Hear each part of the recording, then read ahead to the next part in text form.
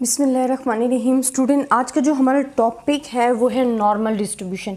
क्या आपके पास normal distribution क्या होता है, चैप्टर नंबर 9। और ये मोस्ट इंपॉर्टेंट है, इसमें बहुत ज़्यादा क्वेश्चन आते हैं, बट मैं आपको पहले थ्योरेटिकली कॉन्सेप्ट इसका देती हूँ कि नॉर्मल डिस्ट्रीब्यूशन क्या है, हम इसे कैसे एक्सप्लेन करते हैं, पहले सब कुछ वो हम देखते हैं। इसको हम वैसे कहते हैं mother of all distribution belongs to continuous random variable. ये हमारे पास क्या होती है, इसको हम वैसे कहते हैं mother of all distribution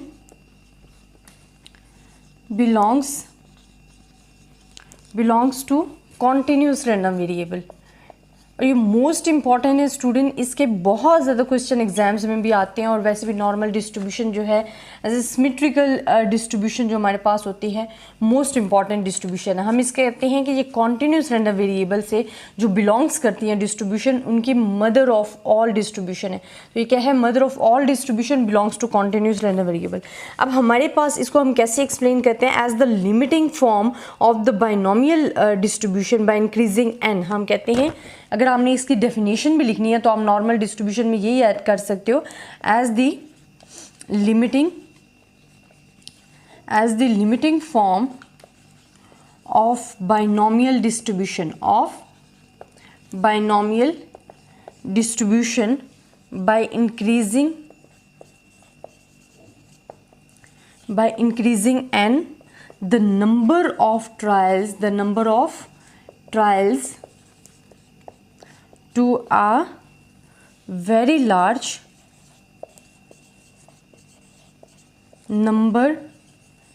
number for a fixed value of p। अब स्टूडेंट, आपको पता है कि हमारे पास जो p होता है वो क्या है, प्रोबेबिलिटी ऑफ सक्सेस को बोलते हैं। वो कहते हैं कि as the limiting form of the binomial distribution by increasing n the number of trials to a very large number form a fixed value of p. ये हमें कहते हैं कि हमारे पास देखिए, हमने दो चीज़ें जो हैं, दो पैरामीटर्स मोस्ट इंपॉर्टेंट होते हैं इन द बाइनोमियल डिस्ट्रीब्यूशन। एक हमारे पास एन होता है, एक पी होता है।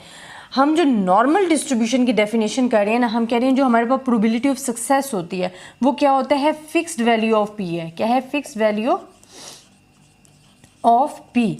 ठीक है, कि ये प्रोबेबिलिटी ऑफ सक्सेस जो है वो फिक्स्ड वैल्यू है।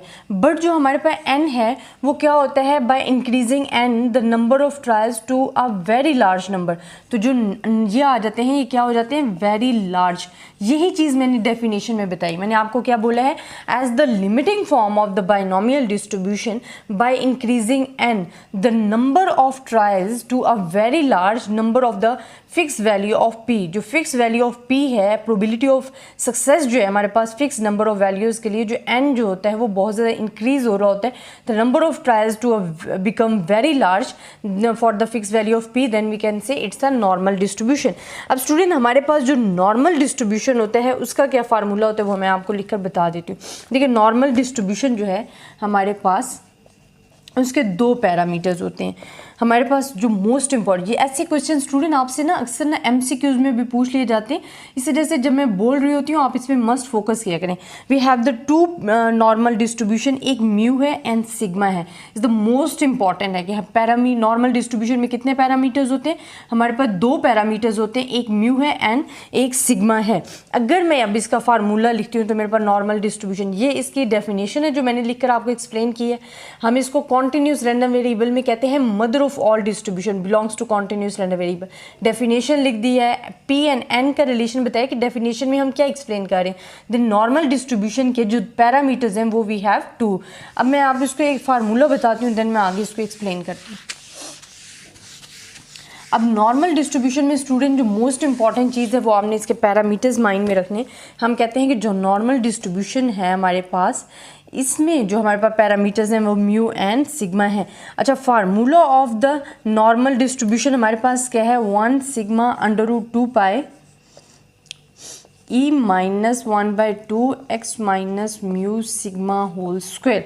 ये फार्मूला स्टूडेंट आपने बहुत अच्छे तरीके से माइंड में रखने, क्योंकि आगे जितने भी properties of the normal distribution उनमें ये फार्मूला यूज़ करके हम बताएंगे कि हम क्या करें।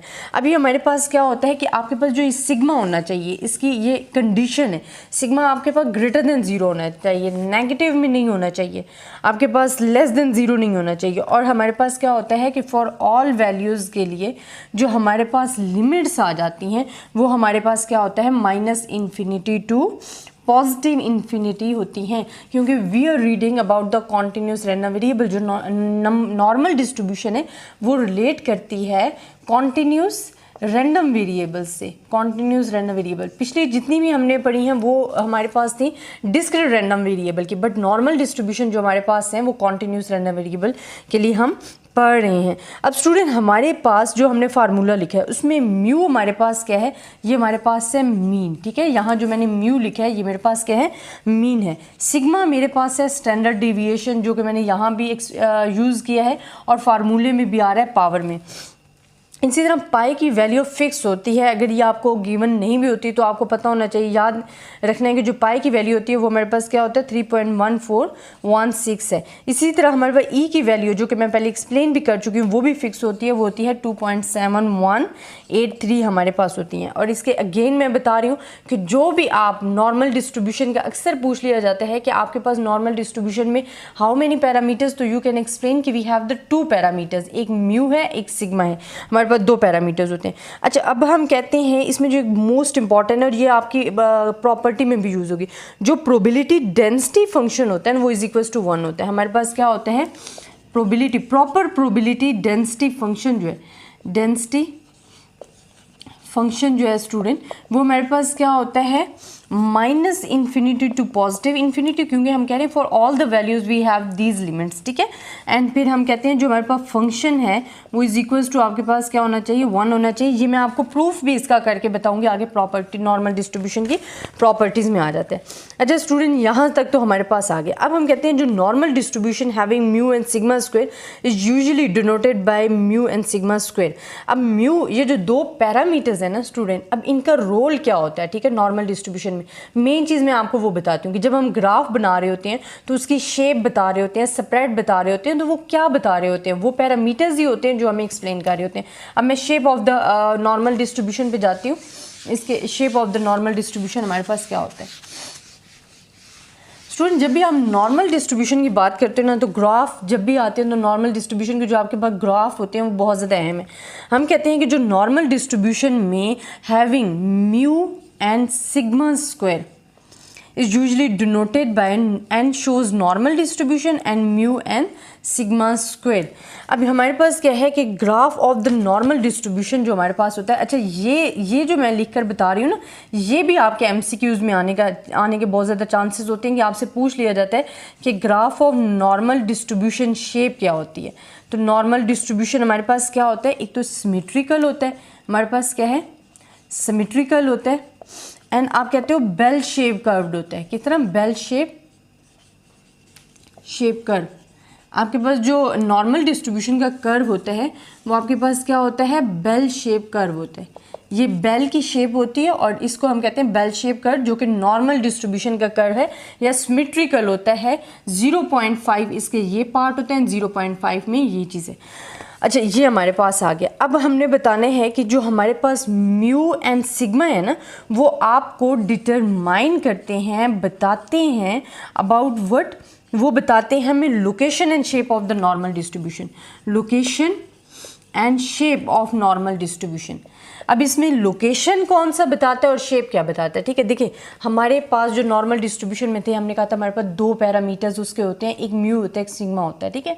अब यहाँ जब हमने कहा कि नॉर्मल डिस्ट्रीब्यूशन में जब हम mu and sigma square use कर रहे होते हैं तो वो हमें क्या बता रहे होते हैं, graph of the normal distribution के बारे में हमें गाइड करते हैं।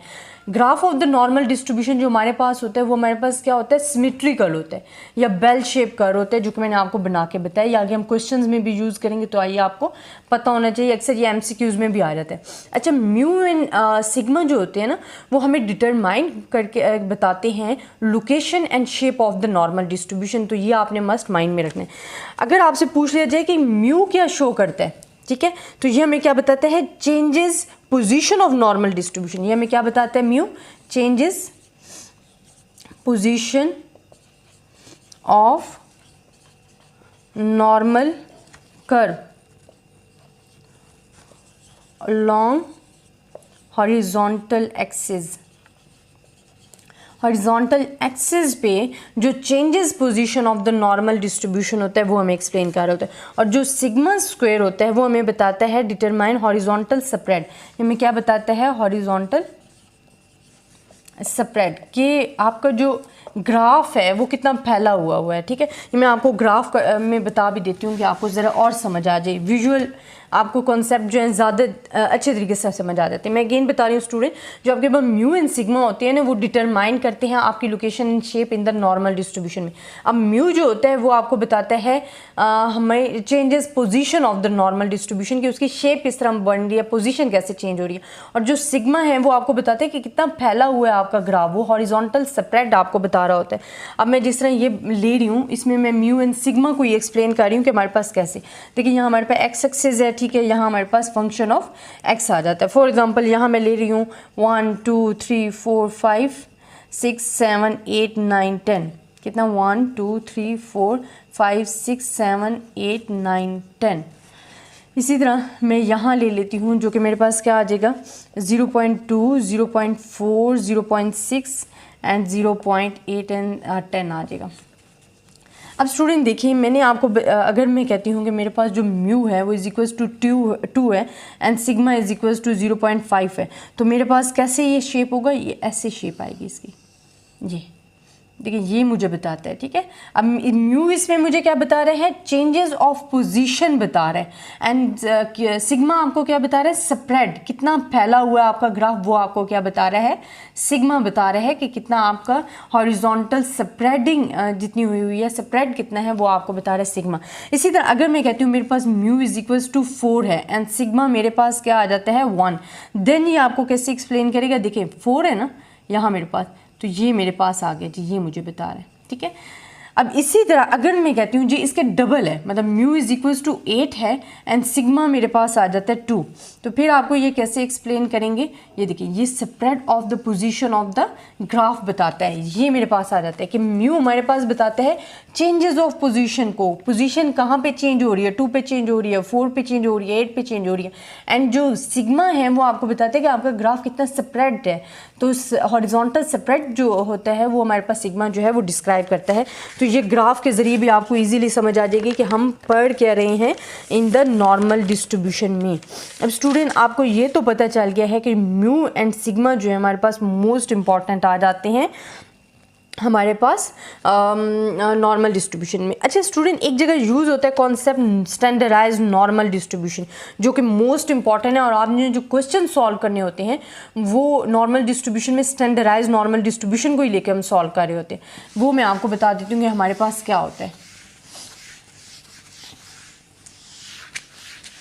आई होप स्टूडेंट यहाँ तक आपको समझ आई होगी। आप मुझे कमेंट्स में ज़रूर बताइएगा अगर आपको किसी टॉपिक में प्रॉब्लम होता है, आपको कोई टॉपिक अच्छे तरीके से समझ नहीं आ रहा, आप उसका नेम भी मुझे लिख कर दे दिया करो, मैं इंशाल्लाह उस पर भी आपको वीडियो बना के अपलोड कर दिया करूँगी। अच्छा स्टूडेंट, अब हमारे पास है जी स्टैंडर्डाइज्ड, हमने बताना है कि स्टैंडर्डाइज्ड नॉर्मल डिस्ट्रीब्यूशन हमारे पास क्या है, ये भी मोस्ट इंपॉर्टेंट टॉपिक है, ये भी आपको समझना है। फर्स्ट ऑफ ऑल हम इसमें यूज़ कर रहे होते हैं z is equals to x minus mu and sigma. अब पहले मैं आपको एक्सप्लेन करती हूँ कि ये हमारे पास है क्या। हम कहते हैं कि normal probability distribution depends on the values of the parameters mu and sigma square. जैसे कि मैं आपको बता चुकी हूँ कि हमारे पास जो नॉर्मल प्रोबेबिलिटी डिस्ट्रीब्यूशन है वो भी डिपेंड करता है parameters mu and sigma square पे, and the various possible values for these two parameters will result in the unlimited number of different normal distribution.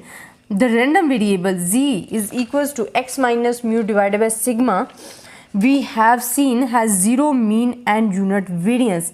The most important property in the PDF probability distribution function of the z normal distribution, standardize normal distribution में हम क्या कहते हैं कि जो हमारे पास mean होता है वो इज इक्वल्स टू 0 होता है, एंड जो हमारे पास स्टैंडर्ड डिविएशन होता है वो किसके इक्वल होता है, इज इक्वल्स टू 1 होता है। अब जो हमारे पास फंक्शन होता है वो क्या फंक्शन था स्टूडेंट हमारे पास नॉर्मल डिस्ट्रीब्यूशन का, हमने ये एक्सप्लेन किया था कि ये हमारे पास क्या है, नॉर्मल डिस्ट्रीब्यूशन का फंक्शन है। अब जब आप बात करते हो स्टैंडर्डाइज्ड नॉर्मल डिस्ट्रीब्यूशन को तो हम लिखते हैं फाई जी 1। अब देखिए मैंने आपको कहा था कि जो हमारे पास स्टैंडर्ड डिविएशन होता है वो इज इक्वल्स टू 1 होता है √2 पाई एंड ई -1/2। अब मेरे पास एक्स यहाँ हमारे पास क्या है 0 एंड सिग्मा हमारे पास क्या है 1 whole square.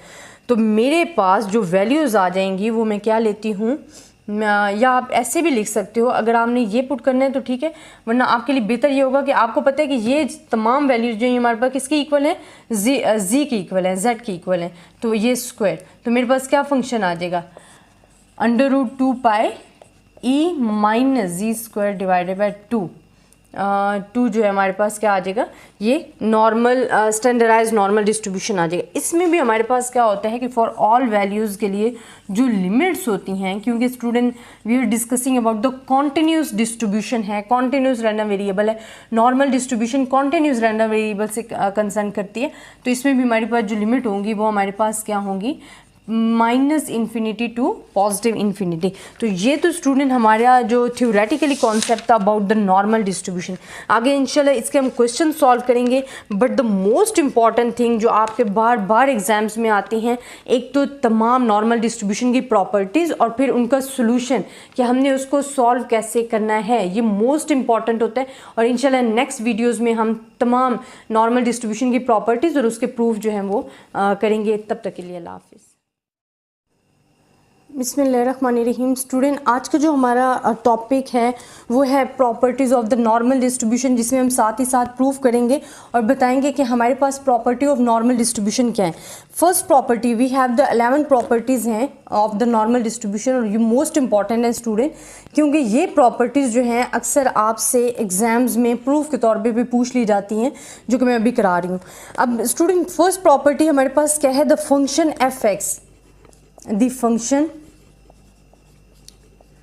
the function f(x) defining normal distribution is a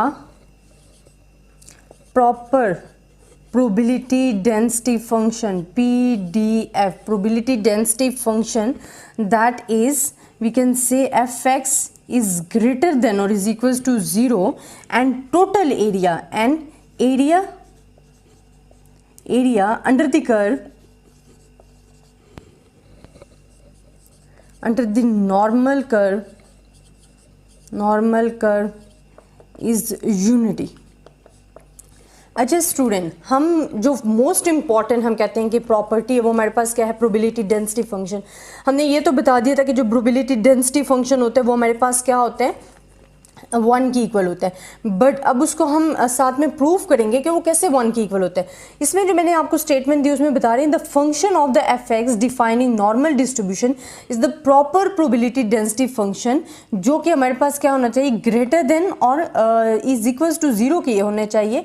and area under the normal curve is unity, area under the normal curve is unity. इसको हम कैसे कहते हैं, देखिए area under the normal curve, limits हमारे पास given है, हम कहते हैं जो हमारे पास फंक्शन का area under the normal curve है ना वो इज इक्वल्स टू यूनिटी होना चाहिए, और यही चीज़ हम प्रूव करने लगे। अब स्टूडेंट आपको पता है कि आपके जो पास जो फंक्शन होता है नॉर्मल का वो आप लिख लें। हमारे पास क्या होता है, -∞ प्लस +∞ एंड 1, ये फंक्शन लिख रही हूँ ऑफ द नॉर्मल डिस्ट्रीब्यूशन जो मेरे पास है 1/2 x minus mu sigma whole square and dx। अब मैं कहती हूँ कि मैं लेट कर लेती हूँ कि मेरे पास जो z है वो क्या है, x minus mu and sigma है। देन मेरे पास अगर मैं इन दोनों को क्रॉस मल्टीप्लिकेशन करती हूँ z sigma x minus mu, अब मुझे इनका लेना है डेरिवेशन। तो मेरे पास सिग्मा कांस्टेंट है डी जी में, एंड ये तो 0 हो जाएगा क्योंकि कांस्टेंट का अगर आप डेरिवेशन लेते हो तो वो 0 की इक्वल होता है, तो यहाँ रह जाएगा dx। अब मैंने स्टूडेंट सॉल्व करना है क्वेश्चन। देखिए मैंने अगर सिर्फ और सिर्फ यहाँ डी जी लेने हैं, डी जी को लिखना है, तो मेरे पास जो डी जी होता है उसमें क्या होगा, डी एक्स एंड सिग्मा यहाँ आ जाएगा। ठीक है, अब मैं इसको आपको बयान करके बताती हूँ कि हमने इसको सॉल्व कैसे करना है और ये सारा कुछ कैसे होगा। अब मैं सिर्फ और सिर्फ वैल्यूज़ पुट कर रही हूँ, बाकी फंक्शन मेरे पास वही रहेगा। मेरे पास फंक्शन क्या है, देखिए सिग्मा जो मेरे पास है वो मैं क्या लिख दूँगी, सिग्मा 2 पाई ई माइनस, ये किसकी इक्वल है, सारा जी की इक्वल है, तो z square divided by 2 and d x की जगह मैं क्या लिख सकती हूँ, सिग्मा डी जी। देखिए मैंने डी एक्स की जगह क्या लिख दिया, सिग्मा डी जी। अब देखिए सिग्मा सिग्मा से कैंसल आउट हो गया। ठीक है, मेरे पास जो अंडर रूट 2 पाई है ये कांस्टेंट है, तो मैं इसको बाहर ले लेती हूँ। Under root 2 pi minus infinity to positive infinity क्या रह जाएगा, e z square 2 and d जी। अब स्टूडेंट यहाँ मेरे पास जो मैं कहती हूँ कि लेट कर लेती हूँ कि मुझे इसको शॉर्ट करना है, ये चीज़ जो है इसको लेट करती हूँ कि जो जी स्क्वायर डिवाइडेड बाई 2 है, मैं क्या लिखती हूँ कि let z square divided by 2 is equals to y कर लेती हूँ, मैं सपोज कर ली हूँ। अब देखिए मैं इसका डेरिवेशन लूँगी तो मेरे पास क्या आ जाएगा, पावर पहले आ जाएगी, क्या आ जाएगा 2z and d z and d y and 2 भी हमारे पास क्या है, रिमेनिंग रहता है। अब देखिए मैंने 2 से कैंसिल आउट कर दिया। अब मेरे पास डी जी जो है वो किसकी इक्वल आ जाएगा, d y and divided by z, क्योंकि मुझे सिर्फ डी जी चाहिए तो मैं जेड को नीचे ले जाऊंगी। अब जो जी की वैल्यू वो किसकी इक्वल है, देखिए आपके पास जो जी की वैल्यू अगर मैं यहाँ ले लूँ स्क्वायर और इन दोनों को क्रॉस मल्टीप्लीकेशन करें, इनका अंडर रूट लूँगी तो जी मेरे पास आ जाएगा और यहाँ क्या आ जाएगा 2y। अब 2y मैं इसकी जगह लिख सकती हूँ कि d z is equals to d y and under root 2y। यहाँ तक आपको समझ आ गई कि मैंने सपोज किया है, फिर उनकी सिंपल डेरिवेशन ली है, जहाँ मेरे पास जी आ रहा था वहाँ मैंने जी की वैल्यू इस जो मैंने फंक्शन जहाँ सपोज किया वहाँ से निकाल के लिख दी है। अब स्टूडेंट मेरे पास जो ये वैल्यूज़ हैं इनमें मैं पुट करती हूँ, जब मैं पुट करूँगी तो मेरे पास क्या आ जाएगा, यहाँ मेरे पास आएगा अंडर रूट 2 पाई एंड आ जाएगा जो मेरे पास वैल्यूज़ आ जाएगी minus infinity to positive infinity e minus y d y and under root 2y। ये सिर्फ और सिर्फ मैंने क्या की है, पुटिंग है। अच्छा स्टूडेंट जब मैं अपनी चेंज करती हूँ ये पावर को, ठीक है, मैंने क्योंकि माइनस इन्फिनिटी नहीं लेनी, मैं लेना चाह रही हूँ 0 टू पॉजिटिव इन्फिनिटी, तो मेरे पास क्या होगा 2 से मल्टीप्लाई होगा, तो मैं 2 से मल्टीप्लाई करके अपनी जो पावर है उसको चेंज कर देती हूँ। मेरे पास क्या है 0 टू इन्फिनिटी आ जाएगा and e minus y d y and देखें यहाँ जो मेरे पास अंडर रूट 2 है मैं इसको बाहर ले आती हूँ क्योंकि वो मेरे पास कांस्टेंट है, तो मैं इसको बाहर ले आई हूँ अंडर रूट 2 को। बाकी मेरे पास रह गया है अंडर रूट, नीचे रह गया है under root y।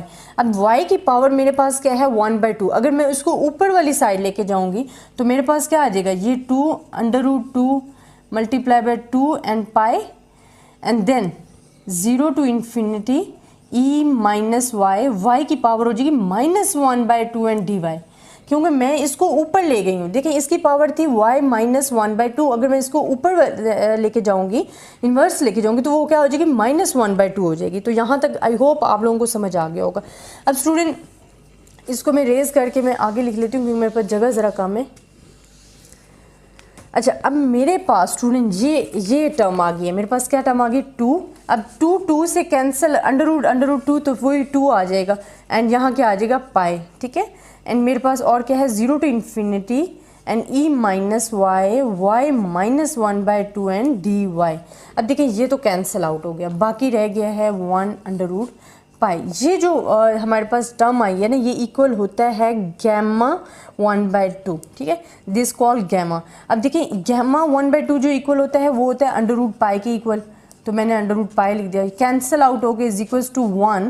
So that property जो हम कह रहे थे कि the function f x defining normal distribution is a proper probability density function, that is f x जो है वो फंक्शन हमारे पास 0 या ग्रेटर देन 0 होना चाहिए, जो कि मैंने लिमिट भी पुट किया, 0 से स्टार्ट होता है, ये ग्रेटर देन 0 होता है and area under the curve is unity.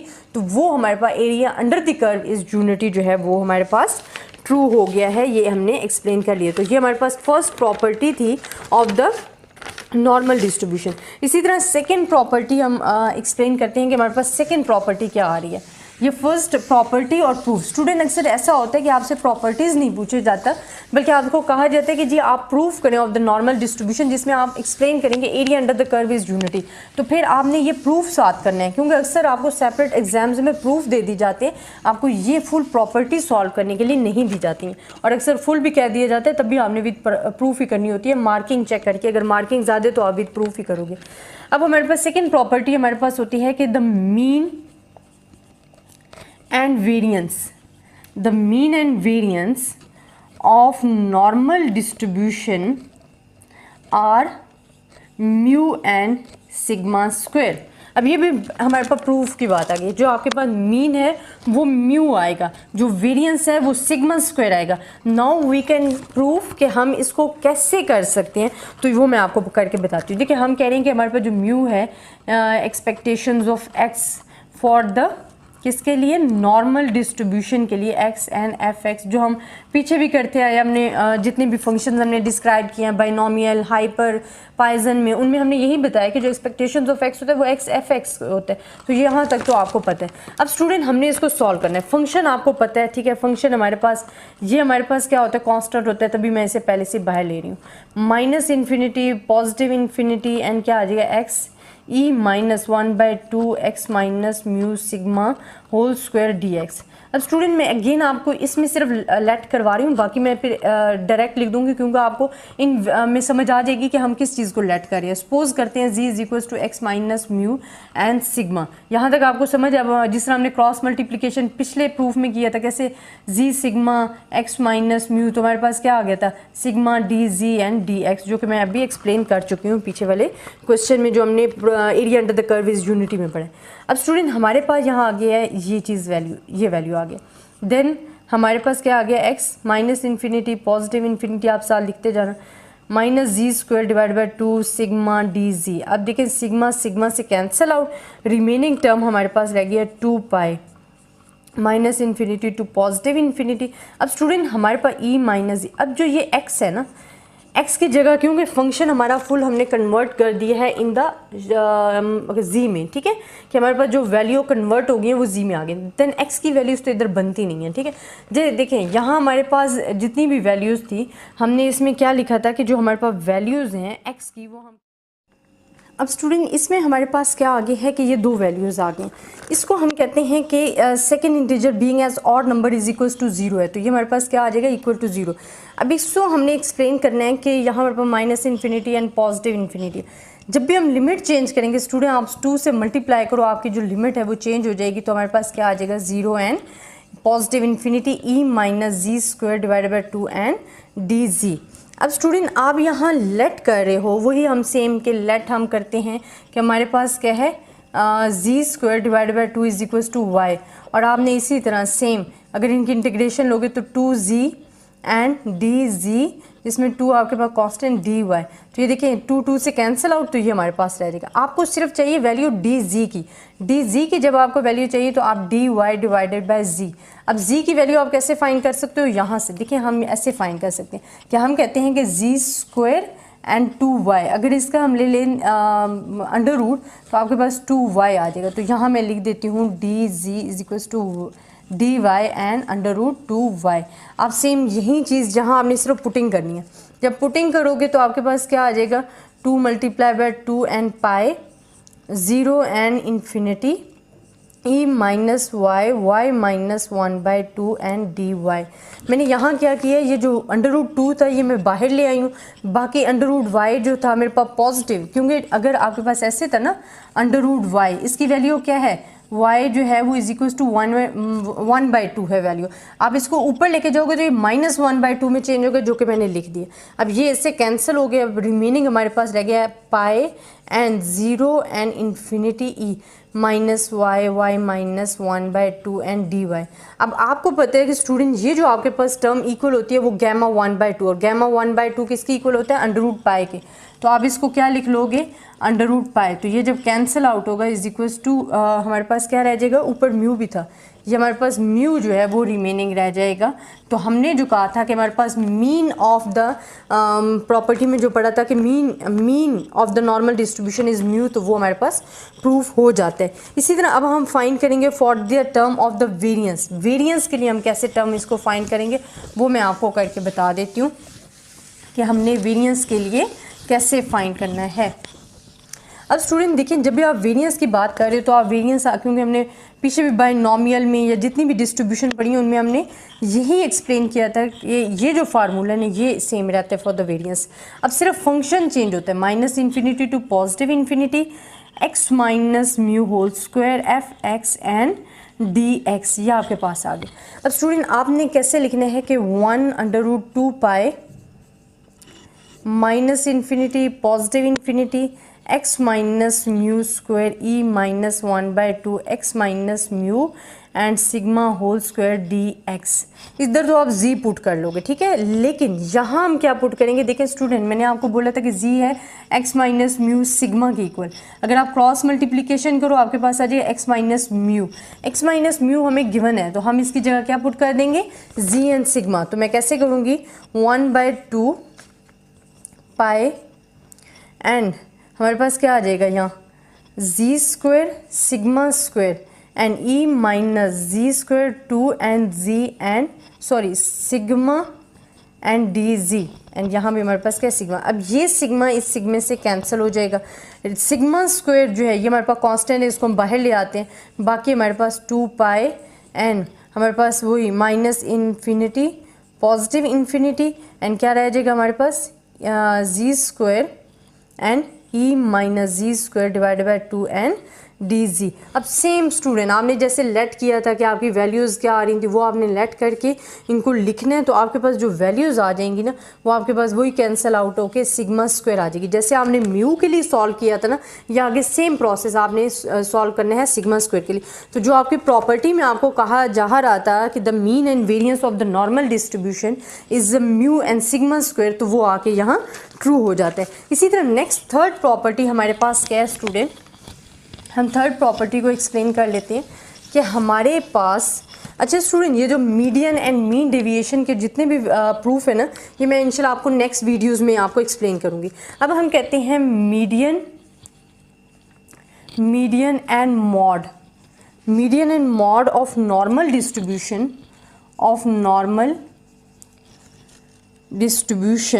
Are each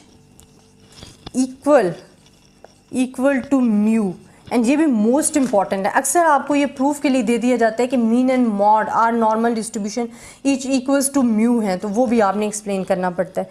तो ये भी आपके पास मोस्ट इंपॉर्टेंट है और इसका प्रूफ स्टूडेंट मैं आपको इंशाल्लाह नेक्स्ट वीडियोज़ में कराऊंगी।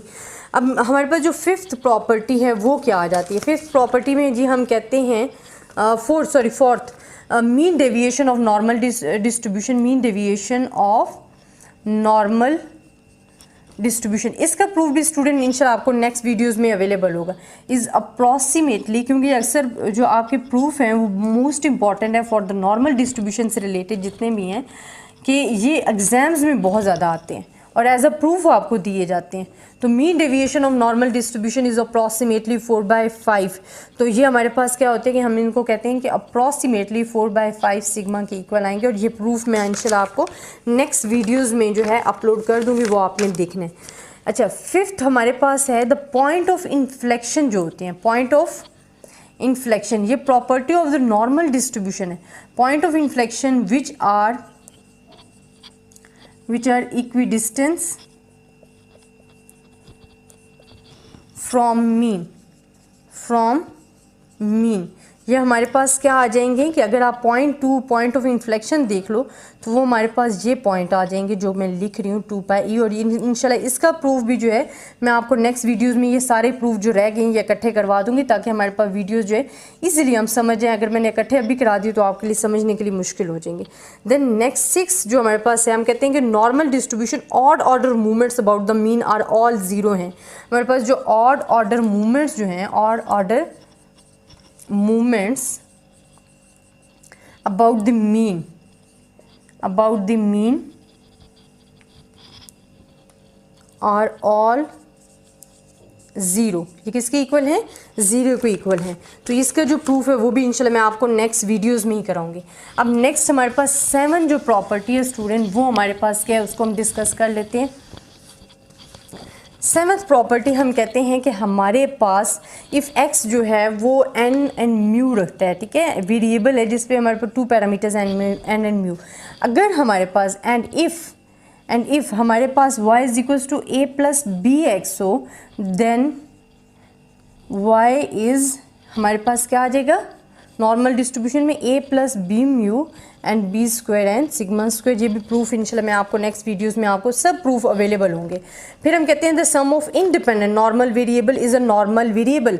अब इसको आप देखें, the sum of independent normal variable is a normal variable. कैसे कि हमारे पास अगर 2 नॉर्मल वेरिएबल का सम किया जाए तो वो भी हमारे पास क्या आता है? नॉर्मल वेरिएबल ही आता है। ये हमारे पास क्या है? 8 प्रॉपर्टी है। इसी तरह 9 प्रॉपर्टी हम कहते हैं area under the curve remain in certain fix proportion. Area under the curve जो है, area under the curve remain fix proportion, remain fixed proportions. अब वो प्रोपोर्शंस मैं बता देती हूँ कि आपके पास हमेशा वो फिक्स रहेंगे। अगर हम म्यू प्लस माइनस सिग्मा ले रहे हो तो वो विल रिमेन 68.26% ही रहेगा। अगर म्यू प्लस माइनस 2 सिग्मा ले रहे हो तो वो आपके पास 95.44% ही रहेगा। अगर हम म्यू प्लस माइनस 3 सिग्मा ले रहे हो तो वो आपके पास 99.73% रहेगा। और ये जो प्रोपोर्शन है ये आपके पास क्या रहता है? फिक्स्ड रहता है। इन द नॉर्मल डिस्ट्रीब्यूशन में ये लिमिट फिक्स रहेगी। इसको हम कैसे कहते हैं कि area under the normal curve remain in certain fix proportion with in specified number of standard deviation on either side of mu. कि म्यू प्लस माइनस सिग्मा आपके पास 68.26 है, म्यू प्लस 2 सिग्मा 95.44 है, म्यू प्लस 3 सिग्मा 99.73, और ये fix ही रहते हैं। Second last हमारे पास है the quartile deviation is found. अब क्वार्टाइल डेविएशन आपने कैसे फाउंड करते हो? In the normal distribution. सिर्फ फार्मूला वही होता है, हमारी लिमिट चेंज हो जाती है क्योंकि हमें 2 क्वार्टाइल्स फाइंड करने होते हैं। यहाँ से जब आप 2 क्वार्टाइल्स फाइंड करते हो तो जो आपके पास क्वार्टाइल्स आएंगे ना, वो हमारे पास क्या होंगे?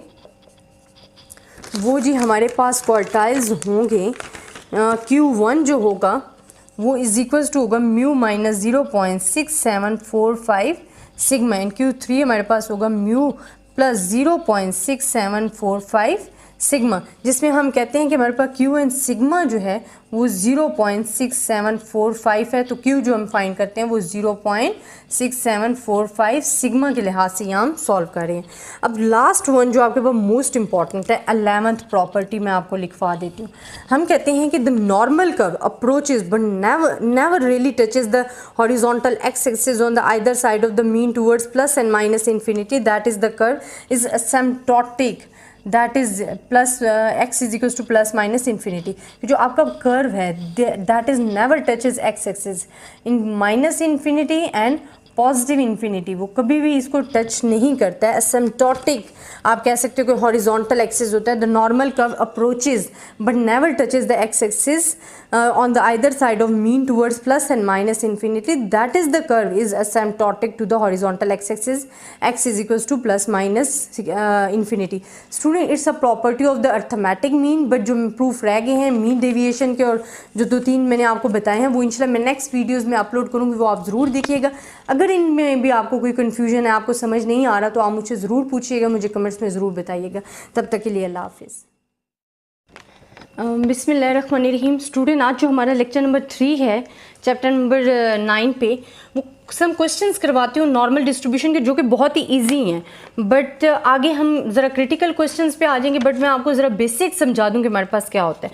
अगर आपके पास क्वेश्चन है let the random variable z standardized normal distribution find, अगर आपके पास क्या है random variable z find standardized normal distribution, then हमने क्या फाइंड करना है? फर्स्ट ऑफ ऑल हमने फाइंड करना है जी 0 z एंड 1.20। अब ये स्टूडेंट सिंपल क्वेश्चन है। ये क्यों सिंपल क्वेश्चन है? क्योंकि इनमें z की वैल्यू ऑलरेडी गिवन है। जहाँ आपको z की वैल्यू गिवन हो आपको इतना प्रॉब्लम नहीं होता। जहाँ आपको x की वैल्यूज़ गिवन हो तो पहले आपने उसको z में कन्वर्ट करना होता है और फिर आपको x की वैल्यूज़ फाइंड करनी होती है। अब देखिए मैं यहीं एक ग्राफ बना लेती हूँ क्योंकि ये ऑलरेडी मेरे पास z की वैल्यूज़ गिवन है। यह आपको पता है कि बेल शेप ग्राफ होता है ऑफ द नॉर्मल डिस्ट्रीब्यूशन जिसमें मैंने z की वैल्यू, अब z वो कह रहे हैं हमारे पास है 1.20 पॉजिटिव इन्फिनिटी, यहाँ प्लस इन्फिनिटी आ जाता है, यहाँ माइनस इन्फिनिटी। वो कह रहे हैं आपका जो ग्राफ है वो हमारे पास क्या है 1.20 है और आपने लेना क्या है कि इनके बीच के दरमियान का जो एरिया वो आपने काउंट करना है। वो 0 से और इसके दरमियान का जो एरिया वो कह रहे हैं आपने ये काउंट करना है। तो ये हमारे पास क्या है जो हमारे z की वैल्यू गिवन है। अब स्टूडेंट आपने फाइंड करना होता है टेबल में से इस एरिया में क्या आ रहा है। देखिए टेबल में अगर आप फाइंड कैसे करते हो कि we move downward column mark until 1.2 is reach and then move across the road the column headed 0.00 to find this. देखिए हमने 1.2 जो कॉलम वाइज जाना है, फिर रोज वाइज जहाँ 0.00 होगा उसके जो हेड में कॉलम में जो एंट्री में आपकी वैल्यू आ रही है वो आएगी 0.3849। तो हमारे पास जो आंसर है ये अगर आपको इस तरह के सिंपल क्वेश्चन आ जाते हैं तो आपने सिर्फ टेबल में से देखकर उसकी वैल्यू लिखनी है। तो ये तो हमारे पास बहुत इजी था कि आपको मैं बल्कि इंशाल्लाह 2-3 वीडियोस के बाद आपको टेबल में वैल्यूज़ देखने का भी बताऊंगी, बट मैं अभी आपको बता रही हूँ कि आपने कैसे देखना है कि we move downward column mark until 1.2 is point. आपने 1.2 जो कॉलम मार्क्ड आप जा रहे हो आपने देखना है कि कॉलम मार्क में 1.2 कहाँ आ रहा है, फिर आपने रो वाइज देखना है कि 0.00 कहाँ आ रहा है। तो वहाँ वो जो वैल्यू अटैच करेगी ना column wise and row wise वो वैल्यू आपकी होगी जी 0.3849। तो वो आपने वैल्यू सिंपल लिख देनी है क्योंकि इसमें सोल्यूशन हमने कुछ करना ही नहीं होता। अब इसी तरह एक और वैल्यू मैं आपको बताती हूँ कि अगर आपके पास ऐसा क्वेश्चन आ जाए, ये तो बहुत सिंपल और ईजी क्वेश्चन बताया है क्योंकि मैंने आपको बोला मैं आपको बेसिक से स्टार्ट करवाती हूँ ताकि आपको ईजी रहे। अब क्वेश्चन नंबर 2 जो है आपके पास अगर वो आपको दे देते हैं कि आपने प्रोबेबिलिटी फाइंड करनी है 0.06 एंड आपको 1.67, बट ये वैल्यू भी आपको स्टैंडर्ड नॉर्मल डिस्ट्रीब्यूशन में गिवन है, आपको एक्स वैल्यूज़ नहीं गिवन है। सिंपल आप इसको ग्राफ बनाएं और उसमें पुट करो। देखिए यहाँ हमारे पास क्या होता है 0। अब देखिए ये हमारे पास 0.06 एंड 0.06 यहाँ आ रहा है आपका, यहाँ आ रहा है जी 0.06 एंड 1.67 आपका ये आ गया। वो कह रहे हैं इनके मिड में जो एरिया आ रहा है ना आपने वो काउंट करना है। अब देखिए स्टूडेंट ये एरिया मैं कैसे काउंट कर सकती हूँ, अगर मैं 0 से यहाँ तक एरिया लूँ और 0 से यहाँ तक इसमें से माइनस कर दूँ जो ये एरिया इसको डिस्टर्ब करे तो मेरे पास ये सारा एरिया आ जाएगा। तो मैं इसको कैसे लिख देती हूँ कि प्रोबेबिलिटी ऑफ 0 से पहले मैंने कहाँ तक लेना है 1.67। देखिए मैंने लेना है पहले 0 से यहाँ तक, फिर मैंने लेना है 0 से दिस वन। अगर मैं इस एरिया को इसमें से निकाल देती हूँ तो मेरे पास ये जो एरिया जिसमें मुझे काउंट करने जो मुझे रिक्वायर्ड है वो मेरे पास आ जाएगा -0 एंड 0.6 मेरे पास आ गया। अब यहाँ स्टूडेंट मेरे पास क्या आ जाएगा 0.4525 -0.0057 और मेरे पास क्या आ जाता है 0. अगर ये मैं वैल्यूज़ करती हूँ कैलकुलेट तो मेरे पास आ जाएंगी ये। तो ये बहुत ही इजी है, ये वैल्यूज़ आपने टेबल में देखनी है, ठीक है। ये वैल्यूज़ भी आपने टेबल में देखनी है, वो टेबल से लिखे हमने इसको सिंपल माइनस करना है। आपको एरिया का पता होगा हमने एरिया कैसे काउंट करना है और टेबल की वीडियो में इंशाल्लाह एक डालूंगी जिसमें मैं आपको बताऊँगी आप टेबल को यूज़ किस तरीके से कर सकते हो column wise and row wise, ठीक। अब नेक्स्ट हमारे पास थर्ड क्वेश्चन अगर आ जाए ऐसे, ये स्टूडेंट मैं आपको बेसिक करवा रही हूँ। इंशाल्लाह नेक्स्ट हम ज़रा क्रिटिकल क्वेश्चंस पे जाएंगे, लेकिन पहले आपको बेसिक समझ आ जाएगी। अगर इस तरह के भी क्वेश्चन अक्सर सिंपल क्वेश्चन भी आ जाते हैं तो आपको ये ना हो कि आप क्रिटिकल करते करते सिंपल आपको पता ही ना हो कि आपने करने कैसे हैं। जी एंड 2.18। अब स्टूडेंट इसको आपने सॉल्व करना है। देखें ये हमारे पास एरिया जो है ये अब नेगेटिव एंड पॉजिटिव दोनों की तरफ जा रहा है, ठीक है। यहाँ हमारे पास 0 होता है। अब यहाँ हमारे पास माइनस इन्फिनिटी वैल्यू होती है, यहाँ पॉजिटिव इन्फिनिटी वैल्यूज़ की रेंज होती है। अब हमें गिवन है कि हमने 2.18 एक जगह से फाइंड करना है 2.18 एंड सेकेंड हमारे पास है जी -1.30। आपने ये एरिया कैलकुलेट करना है जितना हमने लिया है। अब ये आप कैसे कैलकुलेट करोगे स्टूडेंट, देखें अगर मैं 0 से लेकर यहाँ तक एरिया 0 से लेकर यहाँ तक एरिया एंड 0 से लेकर यहाँ तक एरिया प्लस कर दूँ तो मेरे पास ये टोटल एरिया आ जाएगा। देखिए मैं कैसे करूँगी कि मेरे पास आएगा -1.96 नहीं सॉरी ये कौन सा मेरे पास है -1.30 and 0 plus probability of 0 and 2.18। अगर आप इसकी वैल्यूज़ फाइंड करोगे टेबल में से तो आएगी 32 प्लस, अगर इसकी वैल्यू फाइंड करोगे टेबल में से तो आपके पास ये वैल्यूज़ आ जाएंगे और इनको सम करो तो आपके पास जो आंसर आ जाएगा वो सिंपल ही आएगा। आपने सारे क्वेश्चन ऐसे सॉल्व करने हैं स्टूडेंट, ये बड़े इजी क्वेश्चन है। अच्छा, आपको एक और मैं इंटरेस्टिंग क्वेश्चन एक करवाती हूँ, क्वेश्चन नंबर 4, जिसमें अगर आपको कह दिया जाए कि आपने z फाइंड करना है बट ग्रेटर देन 1.96 हो, ठीक है, फिर आप क्या करेंगे? अब वो कह रहे हैं कि हमने z फाइंड करना है जो कि ग्रेटर देन हो 1.96 से ग्रेटर देन हो, मतलब ये हमने z फाइंड करना है। अब देखें 1.96 स्टूडेंट, हमने देखें कि हमने अब क्या क्या टर्म माइनस करनी है। ये टर्म भी अगर हम निकाल दें सारी, और ये टर्म आपको पता है कि हमारे पास जो नॉर्मल डिस्ट्रीब्यूशन 2 टर्म्स होती हैं, जो कि हमारे पास क्या होती है 0.5 होता है 0.5, और हम कहते हैं जो प्रॉपर प्रोबेबिलिटी डेंसिटी फंक्शन होता है PDF होता है वो इज टू 1 होता है। तो area under the curve is to हमारे पास क्या होता है 1, 0.5 प्लस 0.5 इज टू 1।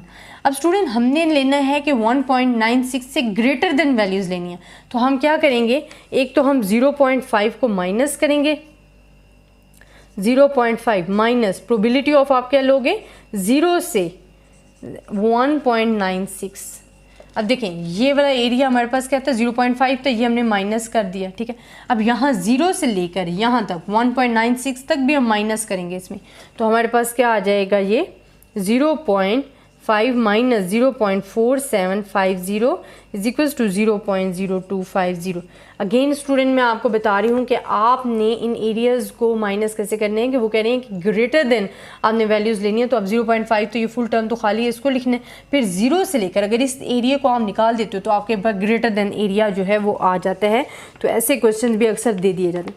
अच्छा स्टूडेंट, अक्सर आपको ऐसे क्वेश्चन आपके पास गिवन होती हैं कि आपको दोनों वैल्यूज़ जो हैं वो नेगेटिव में गिवन होती हैं। अब वो वैल्यूज़ कैसे नेगेटिव में गिवन होती हैं वो भी मैं आपको करके बता देती हूँ।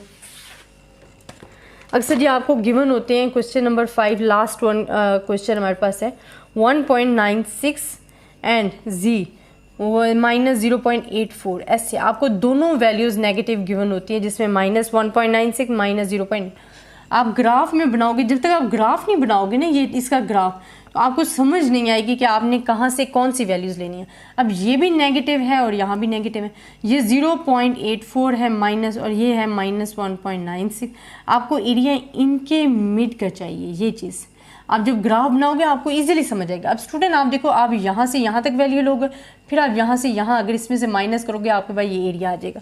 यही चीज़ मैं करने लगेंगे, probability of 1.96 and 0 minus probability of 0.84 and z and 0। अच्छा स्टूडेंट, एक चीज़ का हमने और भी ध्यान रखना है, आप ऐसे नहीं करोगे कि 0 और z and 1 -1, नहीं, आप देखें नेगेटिव साइड, नेगेटिव लेस से ग्रेटर की तरफ जा रहे हो, तो आप क्या करोगे कि माइनस यहाँ आप ऐसे कर लो ताकि आपको समझ आ जाए कि ये एरिया 0 तक यहाँ, और इस एरिया में से ये चीज़ हम निकालेंगे तभी कि -1.96 और 0 में से हम फिर लेंगे -0.84 और 0 को माइनस करेंगे, तो जो आपकी टेबल में वैल्यूज़ आएंगे 0.4750 -0.2995 एंड इससे आप जब करोगे तो 0.1755 आपके पास आंसर आ जाएगा। स्टूडेंट ये तो वो क्वेश्चन थे जो बहुत ही सिंपल थे, बहुत ही इजीली आप इसको डिस्क्राइब कर सकते हो। इंशाल्लाह नेक्स्ट जो हम पढ़ेंगे ना वो ज़रा से क्रिटिकल क्वेश्चन होंगे, जिसमें आपको x की वैल्यूज़ गिवन होंगी और आपने फिर z में कन्वर्ट करके उनको फाइंड करना होगा, तो वो इंशाल्लाह नेक्स्ट वीडियोज़ में मैं आपको बताऊँगी। तब तक के लिए अल्लाह हाफ़िज़। बिस्मिल्लाहिर्रहमानिर्रहीम। स्टूडेंट ये भी एक नॉर्मल डिस्ट्रीब्यूशन की प्रॉपर्टी में से मैं यहाँ आपको प्रूव करा रही हूँ, जिसमें हमने बोला था कि median and mode of the normal distribution are equals to mu, कि जो median and mode of the normal distribution है वो इज इक्वल्स टू म्यू है। तो हम इसको अब डिस्क्राइब कर लेते हैं, और आपके पास जो मॉड होता है वो ग्रेटर देन 0 होता है, ठीक है। अब पहले तो इस प्रॉपर्टी को प्रूव करते हैं कि median and mode equals to mu, तो हम कहते हैं now median A is given by, हमारे पास जो लिमिट है सिर्फ वो चेंज हो रही है यहाँ, A shows for the median, then हम कहते हैं एरिया अंडर द कर्व हमारे पास क्या होता है 1 होता है, बट इट्स फॉर मीडियन, तो यहाँ हम क्या लिखेंगे 1/2 हाफ है, मीडियन हाफ को ही कहते हैं ना। हम वैसे पढ़ते थे कि जो हमारे पास एरिया अंडर द कर्व होता है, जो कि हम पढ़ रहे थे -∞ plus +∞ fx is and derivation of तो इज इक्वल्स टू 1, जो कि हमने प्रूफ भी किया था। First property of the median normal distribution थी, हम कहते हैं कि area under the curve is equals to 1, but now we are discussing about the median and इसकी जगह हम ए ले रहे हैं, तो ए शोज़ मीडियन, जब मीडियन ले रहे हैं तो देन इट शोज़ 1/2। तो यहाँ तक ही आपको पता होना चाहिए स्टेटमेंट हमारी, ठीक है। अब हमने बताने कि हमारा जो मीडियन एंड मॉड है वो म्यू के इक्वल है।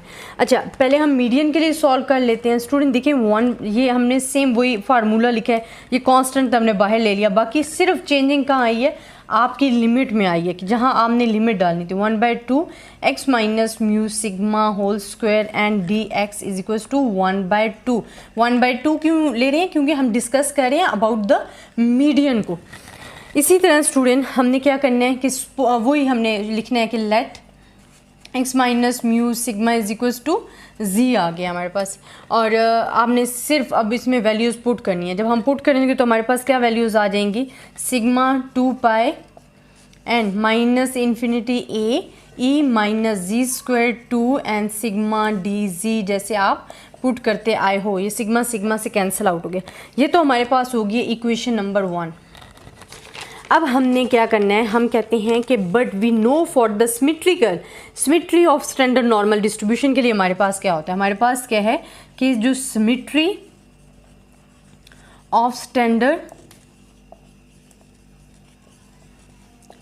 नॉर्मल डिस्ट्रीब्यूशन होता है स्टूडेंट, उसके लिए हम लेते हैं अपनी इक्वेशन जो हमारे पास सेम होती है, बस वहाँ फ़र्क क्या होता है कि हमारे पास ये चीज़ होती है डी जी एंड ये इज इक्वल्स टू हमारे पास जो यहाँ तक आप इसकी इक्वेशन लिख दो कि symmetry of standard normal distribution की जो इक्वेशन होती है वो ये होती है। अब स्टूडेंट आपके पास ये आ गई इक्वेशन नंबर 2। अब हमने क्या करना है, हमने कंपेयर करना है। अब देखिए कंपेयर कहाँ करना है, वैसे तो हमारे पास सेम है, ये इक्वेशन भी सेम है, ये इक्वेशन भी सेम है, हमने लेफ्ट साइड को कंपेयर करना है ना, वहाँ तो 0 एंड 1/2 होगा, उसका हमारा मकसद ही नहीं है। हमने कंपेयर करना है यहाँ से, क्योंकि हमें चाहिए मीन। बाकी इक्वेशन सेम है, डिफरेंस क्या है, एक यहाँ 0 पे, एक यहाँ ए पे, यही है। हमने ए पे क्या करना है कि ए पे जहाँ आप लिख रहे हो हमारे पास जो वैल्यूज़ होती हैं वो क्या होती हैं, जी की, ये होती है जी की वैल्यू। तो हमने इसकी जगह क्या लिख देना है, एक्स की जगह ए लिख देना है, फिर क्या आ जाएगा माइनस म्यू एन सिग्मा आ जाएगा, ऐसे ही आ जाएगा। अब देखें इसी को मैं कंपेयर करती हूँ 0 के साथ, मेरे पास क्या आ जाएगा a minus mu and sigma is equals to 0। अब यहाँ से क्रॉस मल्टीप्लिकेशन होगा तो a minus mu is equals to 0 and a को हम दूसरी म्यू को दूसरी साइड पे लेके जाते हैं, पॉजिटिव साइन में कन्वर्ट हो जाएगा। बट a हम कह रहे थे it shows the median and median is equals to mu, तो जो मीडियन के लिए हमारा प्रूफ था कि वो म्यू के इक्वल होता है वो हमारा यहाँ तक कंप्लीट हो जाता है। हम कह रहे थे कि median a is given by, कि a is given by for the median, a shows कर रहा था मीडियन को, तो a is equals to mu आ गया। अब मॉड के लिए हमने क्या करना है, हम उसको डिस्कस करते हैं। स्टूडेंट मैं आपको अगेन बता रही हूँ कि जब ऐसे क्वेश्चन या तो आपको सिंपल प्रूफ के तौर पे दे दिए जाते हैं, ठीक है, कि आपने ये सॉल्व करने हैं, अक्सर आपको फुल प्रॉपर्टीज़ दे दी जाती हैं। अगर वो ज़्यादा मार्क्स की हैं तो आपने उस प्रॉपर्टीज़ में ये प्रूफ लिखने हैं ताकि आपके मार्क्स ना कटिंग हो, ठीक है, आपको मार्क्स ही ने प्रूफ के मिलने हैं। देन आपने क्या लिखना है, अगेन मॉड के लिए हम करते हैं, again mod is that value of x for which. अब हम इसमें मॉड के लिए क्या कहते हैं, हम कहते हैं कि ये जो एक निशान है ना, ये शोज़ कर रहा है फॉर द डेरिवेशन। अगर हम फंक्शन की एक बारी डेरिवेशन लेते हैं तो इज इक्वल्स टू 0 आना चाहिए, ठीक है। अगर वो 0 आता है तो वो म्यू के इक्वल आएगा। इसी तरह अगर हम सेकंड उसका लेंगे, अगर हम सेकंड डेरिवेशन भी लेते हैं तो हमारे पास लेस देन 0 नहीं आना चाहिए, वो क्या होना चाहिए, हमारे पास ये आना चाहिए लेस देन ज़ीरो आना चाहिए, कम आना चाहिए। अब स्टूडेंट मैं इसको डिस्कस करती हूँ, हमें वैसे नीड जो है इस फर्स्ट डेरिवेशन की है, बट ये मैं आपको करा दूँगी क्योंकि ये एक प्रॉपर्टी है कि अगर मॉड हम लेते हैं वैल्यू ऑफ एक्स के लिए, तो जब हम फर्स्ट डेरिवेशन लेते हैं तो वो म्यू के इक्वल होता है, जो कि हमने प्रूव करना था कि median and mode are equals to mu. But second हम जब लेंगे तो वो शो करता है कि वो लेस देन ज़ीरो होता है, ठीक है। तो ये वैसे ही हम देख लेंगे कि जो मॉड है उसके लिए अक्सर आपको कह दिया जाता है ना कि प्रूफ दे दिया जाता है जी सेकेंड डेरिवेशन तक आपने फाइंड करना, तो उसके लिए मैं आपको करा देती हूँ। अच्छा, अब हमारे पास फंक्शन जो है, फंक्शन आपको गिवन जो भी है, ठीक है। अब इसकी फर्स्ट डेरिवेशन अगर आपने लेनी है, डेरिवेशन देखिए ये हमारे पास कांस्टेंट है, ये हमने बाहर ले लिया फंक्शन के, ठीक है। अब हमारे पास क्या है, जब आप ई फॉर एग्जांपल ई की पावर एन स्क्वायर है तो आप कैसे डेरिवेशन लेते हो, आप ई, ठीक है, ई एन स्क्वायर आपके पास सेम रहता है, आप जो डेरिवेशन लेते हो ना वो उसकी पावर की लेते हो, ठीक।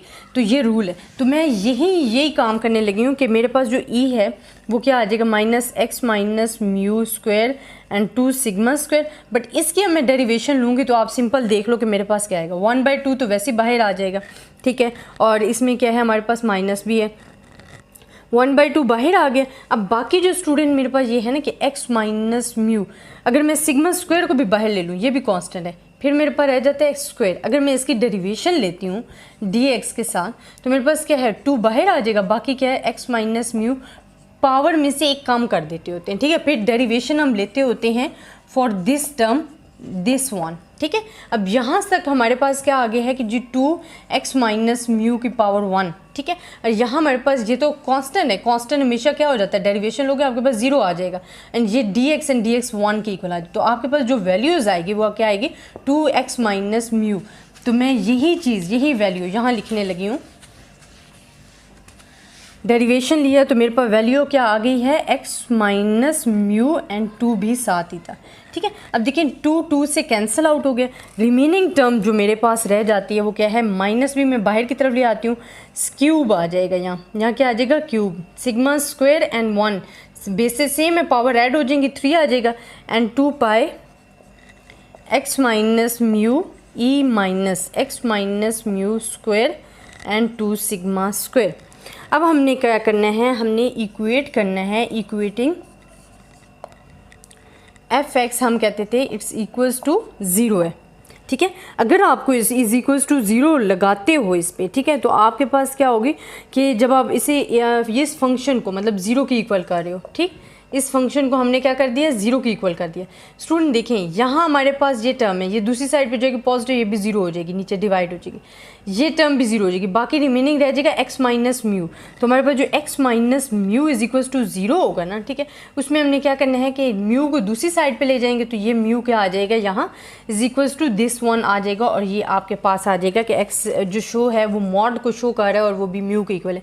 तो ये जो हमारी प्रॉपर्टी थी ना, जो मेन हमने डिस्कस करनी थी कि median and mode of the normal distribution are equals to mu, वो आपके पास प्रूव हो जाती है। अब मैं एक आपको एक्स्ट्रा वर्क करवा देती हूँ कि अगर आपको वैसे समझ होनी चाहिए, अगर एग्जाम के लिए भी डेरिवेशन आप सबको करनी आती है, अगर हम इसी फंक्शन की सेकंड डेरिवेशन लेते हैं तो जो आपके पास आंसर आएगा वो मैं आपको बता देती हूँ कि आपने कैसे फाइंड करना है और वो कैसे लिखना है।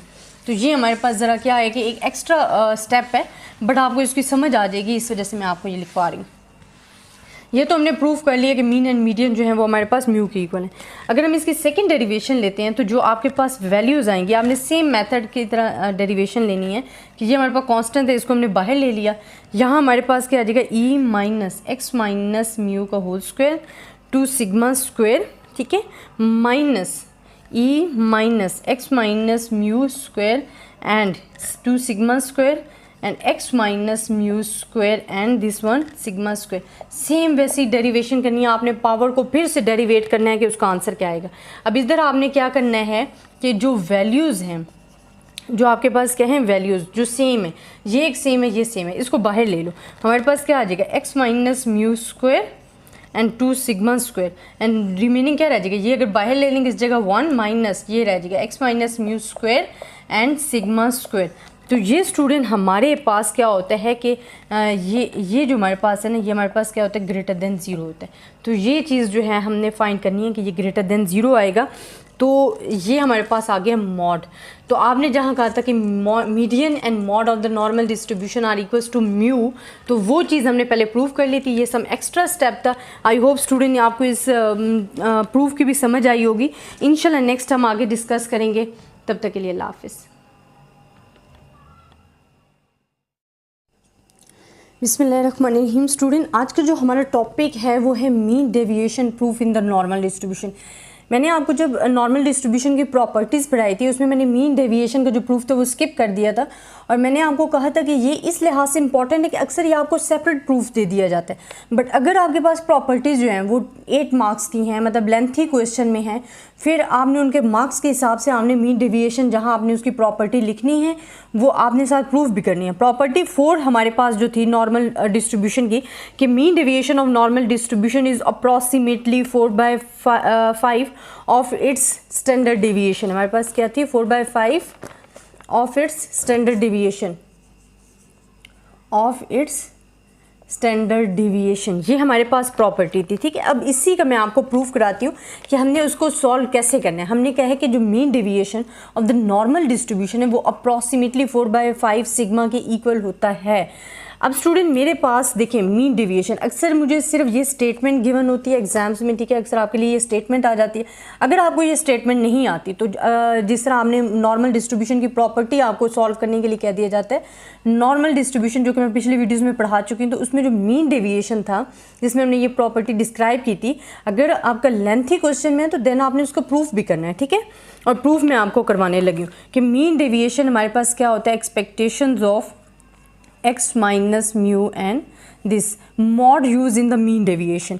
अच्छा, अब हमारे पास सेम फार्मूला है, हमारे minus infinity to positive infinity, हमारे पास क्या आ जाता है x minus mu and 1 sigma 2 pi e minus 1/2 x minus mu sigma whole square and dx। Same हम इधर डिस्क्राइब कर लेते हैं, हम लेट कर लेते हैं कि जो हमारे पास क्या है x minus mu and sigma है वो इज इक्वल्स टू z। अब देखें z एंड सिग्मा अगर हम इनको मल्टीप्लाई करते हैं क्रॉस मल्टीप्लिकेशन, क्योंकि जिसके नीचे कुछ नहीं है वहाँ 1 है। अब इसको क्रॉस मल्टीप्लिकेशन कर दो, इसके साथ इसको इसके साथ, तो x माइनस म्यू आपकी वैल्यूज़ आ जाएगी। अब x माइनस म्यू की जगह आप यहाँ लिख सकते हो z सिग्मा। देखिए मैं क्या करती हूँ, यहाँ जो सिग्मा मैंने लिखना है जी सिग्मा, उस सिग्मा को बाहर ले लेती हूँ। सिग्मा मेरे पास बाहर आ गया क्योंकि ये कांस्टेंट था। 2 पाई भी मेरे पास कांस्टेंट है, वो भी मैंने बाहर ले लिया है। ठीक, अब मेरे पास जो रिमेनिंग थिंग रह गई है वो मेरे पास क्या रह गई है, minus infinity plus positive infinity, मेरे पास जी रह गया e minus ji square divided by 2 sigma d and जी।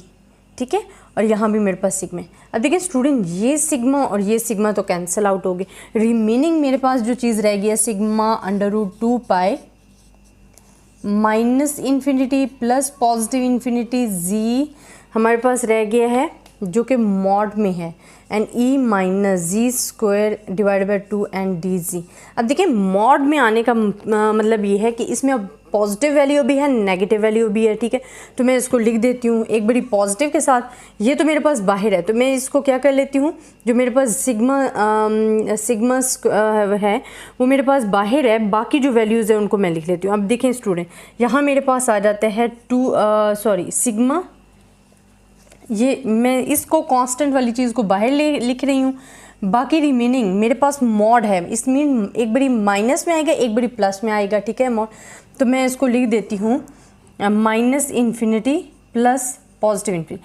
अब स्टूडेंट एक चीज़ आपने माइंड में रखनी है कि मॉड लेने का मकसद ही यही होता है कि जो हमारी नेगेटिव वैल्यूज़ होती हैं वो हम क्या कर देते हैं, इग्नोर कर देते हैं। जिस तरह हमारे पास -8 है, -7 है, -6 है, अगर मैं इसी का मॉड ले लेती हूँ तो ये पॉजिटिव में चेंज हो जाएगी। ये मेरे पास फिर रहेगा 8, 7, 6। मॉड लेने का मीनिंग ये है कि हम नेगेटिव वैल्यूज़ को इग्नोर कर देते हैं, only take the positive value. तो मैं यहाँ नेगेटिव वैल्यू को इग्नोर करते हुए सिर्फ पॉजिटिव वैल्यू लूँगी, जो मेरे पास क्या आ जाएगी e minus ji square divide by 2n d g आ गया। अब स्टूडेंट सेम मैंने इधर क्या करना है, देखें अब मेरे पास अगर मैंने लिमिट चेंज करनी है, ठीक है, लिमिट चेंज करूँगी माइनस में है ना, तो मैंने इसको लाना है 2, क्योंकि मैं कहती हूँ कि जो मेरे पास लिमिट होती है फंक्शन की वो 0 टू पॉजिटिव इन्फिनिटी होनी चाहिए, या 0 नहीं चाहिए या ग्रेटर देन 0। हमने यही पढ़ा था ना कि फंक्शन जो हमारे पास है वो ग्रेटर देन 0 होना चाहिए या 0 होना चाहिए। तो मैं इसको अगर इसकी लिमिट चेंज करती हूँ तो 2 से मल्टीप्लाई करूँगी एंड प्लस ये आ गया। अब देखिए मेरे पास रह जाते हैं g e minus ji square divided by 2n d जी। अब मैं इसको लेट कर लेती हूँ कि मेरे पास g square divided by 2 is equals to y है, और इसी तरह जी स्क्वायर डिवाइडेड बाई 2y मैंने क्रॉस मल्टीप्लिकेशन की। अब इन्हीं का मैं क्या लेती हूँ, डेरिवेशन लेती हूँ, तो 2z and d z is equals to 2dy। 2 से कैंसिल आउट हो गया, रिमेनिंग हमारे पास ये रह गया। अब मैं इसको यहाँ सॉल्व करती हूँ कि मैंने इसको सॉल्व कैसे करना है नेक्स्ट वैल्यूज़ के। अब स्टूडेंट देखिए मैंने जहाँ जहाँ वैल्यूज़ हैं, अब मैं लिख रही हूँ 2 sigma 2 pi and 0 to positive infinity. अब यहाँ मेरे पास क्या है, e माइनस, मैं लिख दूँगी e माइनस वाई, ठीक है, एंड यहाँ मेरे पास क्या है z एंड डी जी, तो ये किसके इक्वल है, dy की इक्वल है। हमारे पास ये वैल्यू आ गई। अब स्टूडेंट आपको पता है कि जब हम ये वैल्यू सॉल्व करते हैं, ठीक है, तो जो हमारे पास वैल्यूज़ आ रही होती हैं वो हमारे पास क्या आ जाती हैं, ये किसकी इक्वल आ जाता है हमारे पास, पहले ये लिख देती हूँ आपको कि ये हमारे पास आ जाएगा जी 2 सिग्मा एंड यहाँ मैं अगर कर दूँ इसको कि 2 एंड अंडर रूट 2 है एंड पाई। अब स्टूडेंट यहाँ से मेन चीज़ आपको कॉन्सेप्ट क्लियर करना है, जो मैं रेज करके भी लिखूंगी। अगर मैंने लिखा है 2 डिवाइडेड बाई 2 सिग्मा, मतलब ये है कि इसकी पावर 1 है एंड इसकी पावर क्या है 1/2 है। अगर मैं, क्योंकि इनकी बेस सेम है, ये भी 2 है ये भी 2 है, पावर चेंज है ना, अगर मैं इसको ऊपर लेके जाती हूँ तो ये आ जाएगा 2 1 माइनस 1/2 हो जाएगा, चेंज हो जाएगा -1/2, क्योंकि हम यहाँ पॉजिटिव है तो ऊपर जाके नेगेटिव हो जाएगा। जब इसको सॉल्व करेंगे तो मेरे पास आएगा 2 1/2, it's mean only 2 under root. तो मैं इसको ऊपर लेके जाऊंगी तो मेरे पास जो वैल्यूज़ आ जाएगी वो क्या आ जाएगी, अंडर रूट 2। मतलब मैं इसको पावर को ऊपर ले गई हूँ, मेरे पास आ गया अंडर रूट 2 एंड देन क्या आ जाएगा नीचे अंडर रूट पाई एंड मेरे पास क्या है सिग्मा, ठीक है। अब ये जो मेरे पास सारी वैल्यूज़ आ रही थी ना, जो ये वैल्यूज़ है, हम कहते थे कि हमने फंक्शन जो सॉल्व किया था उसमें हमने कहा था कि area under the curve is equals to 1, ठीक है, area under the curve is equals to 1 था। या हम वो जब कह रहे थे कि गैमा पाई, जो हमने फर्स्ट जो थ्योरम किया था ना नॉर्मल डिस्ट्रीब्यूशन में, जिससे हम बता रहे थे एरिया अंडर द कर्व, उसमें आगे जहाँ हमने सॉल्व किया था उधर हमारे पास वैल्यूज़ आई थी 1, ठीक है। तो ये जो सारी चीज़ें ये हमारे पास अगर आप सॉल्व करोगे तो इक्वल्स टू 1 आ जाएगी। तो हमारे पास जो टोटल आंसर आ जाएगा वो हमारे पास आएगा 2 divided by pi and sigma, और ये अप्रॉक्सीमेटली जो इक्वल होता है अगर आप सॉल्व करोगे 7979 सिग्मा के, जो कि इक्वल्स होता है अप्रॉक्सीमेटली होता है 4/5 सिग्मा। तो यही चीज़ हमने प्रूव करनी थी। अगर स्टूडेंट नॉर्मल, मैं आपको अगेन बता रही हूँ कि नॉर्मल डिस्ट्रीब्यूशन की प्रॉपर्टीज़ आपको आ जाती हैं फॉर द एग्जाम्स के लिए, तो आपने जहाँ मीन डेविएशन की, ये प्रॉपर्टी नंबर 4 थी जो मैंने आपको लिखवाई थी, उस जगह फिर आपने प्रूफ भी करना है। अगर आपको 8 मार्क्स का क्वेश्चन गिवन है, 10 या 12 मार्क्स का, आपको लेंथी क्वेश्चन गिवन है, आपको पता है कि ये मैंने फुल सॉल्व करना है, और हो सकता है वो आपको मेंशन भी कर देंगे, आपने प्रॉपर्टी डिस्क्राइब करनी है विद द प्रूफ। तो फिर आप मीन, वेरिएंस, मीन डेविएशन, साथ में वो पॉइंट ऑफ इन्फ्लेक्शन, ये सब कुछ आप डिस्क्राइब करेंगे विद द प्रूफ, ठीक है। आई होप स्टूडेंट इसको आपको समझ आई होगी इस चीज़ की। इंशाल्लाह नेक्स्ट प्रूफ भी मैं आपको कराऊंगी जो रह गए थे इन्हीं नॉर्मल